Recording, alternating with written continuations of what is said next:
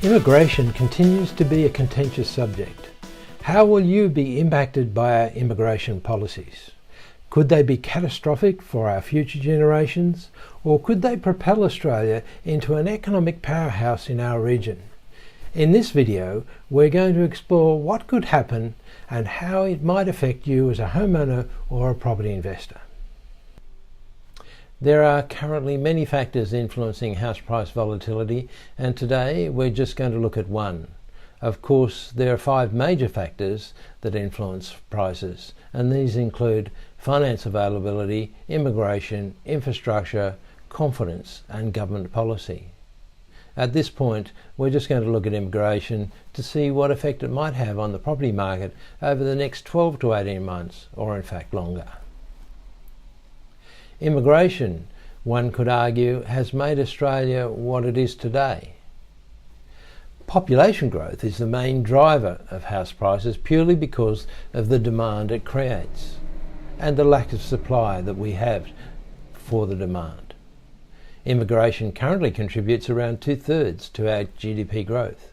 Australia's identity has been forged through immigration. Frank Lowry, the billionaire and founder of Westfield, said in his recent address to politicians and senior businessmen that immigration is an act of ambition, imagination and bravery, and that Australia needs more of these types of people.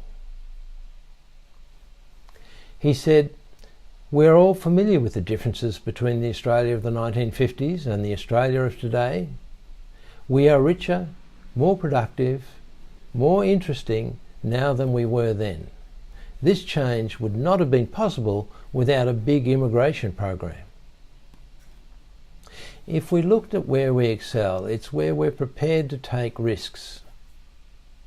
And with almost 25% of our current population born overseas, it's clear that we can see the effect immigrants have had on our nation. A recent study suggested that immigrants are 4 times more likely to become self-made millionaires. So it's little surprise that Australia should be home to so many successful executives who are migrants. Let's take a look at a few in Australia. Richard Pratt, born in Poland. He emigrated with his parents in 1938 and settled in Shepparton, Victoria. After a successful stint as an actor in both London and New York, Pratt took over the family packaging business in Visy in 1969. His net worth when he died in 2009 was more than $5 billion. Harry Triguboff, colloquially known as High-Rise Harry, has revolutionised the way Australians live. His Meriton apartments have been derided by architecture critics, and yet they continue to sell on a massive scale, around 1,000 a year. And in 2011 his net wealth was estimated to be more than $4 billion. He was born on the 3rd of March 1933 in China to Russian Jewish parents.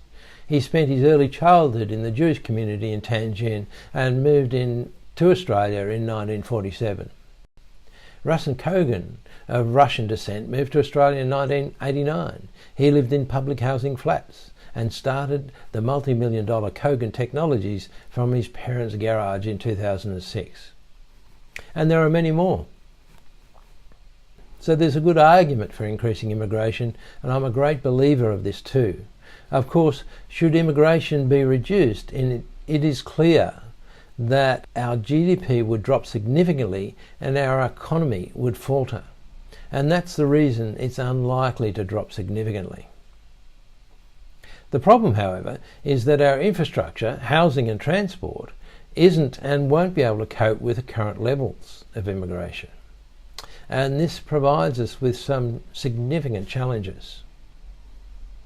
A recent report produced by PricewaterhouseCoopers predicted that Australia's GDP ranking would drop by 9 in 2050, from 19 now and to 28 in 2050. The report identified that governments have significant opportunities to grow and prosper over this period, but would need to undertake sustained and effective investment in education, infrastructure and technology. We do have some redeeming attributes though. The contribution to GDP per capita in Australia is the 4th highest in the world, behind USA, Saudi Arabia and Germany. Saudi Arabia is of course the world's largest exporter of oil. Germany has the largest manufacturing economy, and Australia has the 8th highest total estimated value of natural resources at around 19.9 trillion. That was in 2016. Also, Australia is the 2nd wealthiest nation in terms of wealth per adult, behind Switzerland in Europe. And this is where we have some guidance as to where our future lies. In Australia, we have a great opportunity as having the fastest growing population in the Western world to take advantage of our proximity to Southeast Asia and what we have to offer. So what do we need to do to stay ahead of the game? Well, let's set the scene a little bit first. The world's economies, Western and emerging, are converging in terms of income. The wages gap is closing. In 2016, US GDP per capita was around 4 times the size of China's and almost 9 times that of India's. By 2050, these gaps are projected to narrow to around double China's and around 3 times India's, demonstrating long-term income convergence. This is likely to make it a comparatively level playing field, particularly for manufacturing and technology. So what will this long-term income convergence mean to Australia? Well, Australia's manufacturing economy has essentially been decimated over the past decade due to lower cost imports, but this won't always be the case. As incomes across the world converge, there is an increasing opportunity for Australia to become a powerhouse in the Southeast Asian region. We already have some of the world's richest and largest supplies of iron ore, coal and other minerals, as well as the skills that will be required for future development of new technologies and power generation.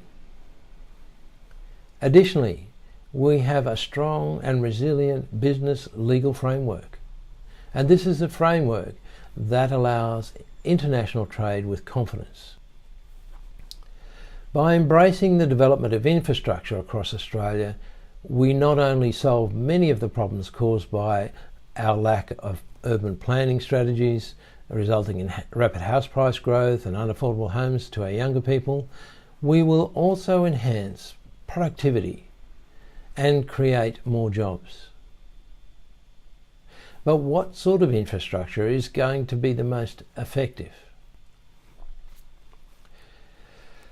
The building of infrastructure to enable the efficient travel between cities through the use of high-speed rail and the development of smart cities, or the creation of smart communities, and this will reduce travel time between home and work or areas of employment, open up new greenfield areas for the development of affordable housing, but still providing access to employment in a reasonable time frame. Imagine if we could get from Newcastle or Wollongong to Sydney in 35 minutes or less, or say Gosford to Homebush in 15. It will also provide an ongoing methodology to relieve the pressure on house prices by extending high-speed rail corridors further north and south of Sydney, or Melbourne for that matter. This will then provide the basis for faster growth in population and hence the economy, and it will create a unique set of opportunities for Australia in the region. The new opportunities for Australia would be in the manufacturing sector and the ability to export skills, knowledge and expertise overseas, not to mention the new employment opportunities that would be created.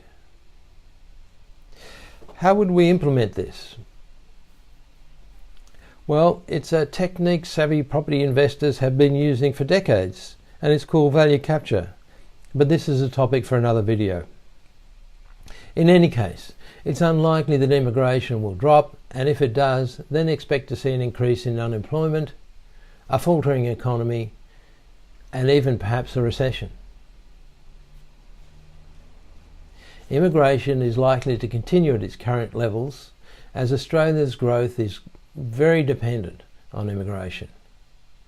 Will the government change its immigration policy or reduce it? On this basis, it's likely to stay the same or in fact increase. So what would this mean for the property market?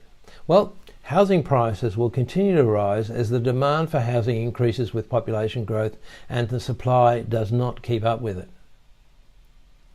It's likely that any oversupply, particularly in Sydney and Melbourne, will be taken up fairly quickly, and so we could see a return to rising prices. But this, of course, is subject to finance availability.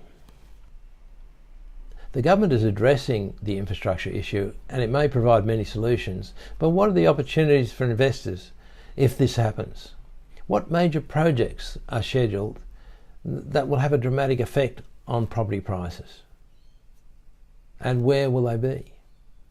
Certain types of property will be required, and density changes will be more prevalent around infrastructure centres or hubs, making better use of available land.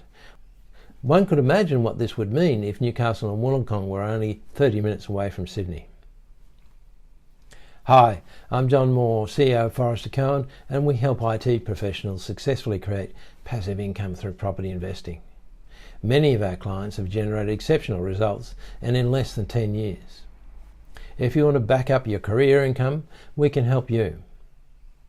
We do this by creating a documented plan that shows you where to buy, when to buy and what to buy, and more importantly, how and why each purchase will contribute to your wealth. And we call this plan your Wealth Builder Blueprint. If you'd like to find out more about the plan, the strategies and the methodologies we use, please click the link below and book a time for our initial chat.